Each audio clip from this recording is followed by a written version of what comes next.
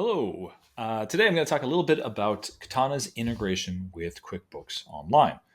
Because basically the integration makes it's very easy then to synchronize sales, purchases, and stock data between Katana and QuickBooks Online. This allows you to transfer sales orders, purchase orders, stock adjustments, basically streamline accounting, and then ensure that you've got accurate financial records between both software.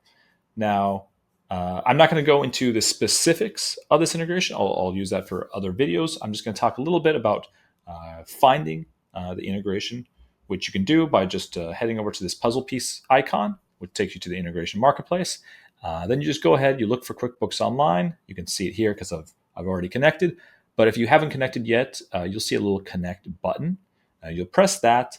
That will take you where you can actually connect to your account, log in, create that connection. And then once you've done that, it'll actually take you to this configuration screen, which again, I'll talk about later. But right now, I'm just going to briefly discuss what is actually sent and connected between the two different applications of Katana and QuickBooks. So the data that's sent from Katana to QuickBooks purchase orders are sent to QuickBooks as bills. And this includes, you can include additional costs, stock adjustment value, manufacturing operations cost. And you can send the cost of goods sold. And then the sales orders can be sent to QuickBooks as invoices. And this can also include shipping fees. And you can sync payment status from QuickBooks then back to Katana after you've done that. Now, from QuickBooks to Katana, you can send customers and suppliers, and you can do that as many times as you need.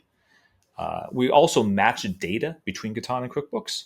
So tax rates and types that are used in Katana can be mapped to the QuickBooks tax types. Customers and suppliers from QuickBooks are then matched to Katana by the email address. And if there's no email address, then just matched by name and updated if duplicates are found. And then if you have multiple income accounts in QuickBooks, then you may want to assign different Katana item categories to then specific income accounts. Now, last thing to keep in mind is regarding your inventory.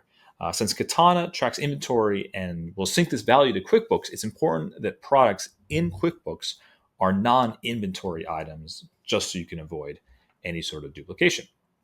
So again, that's just the general overview of the Katana to QuickBooks Online integration and how the data is synced and shared. And I'll go over more of the config on another video.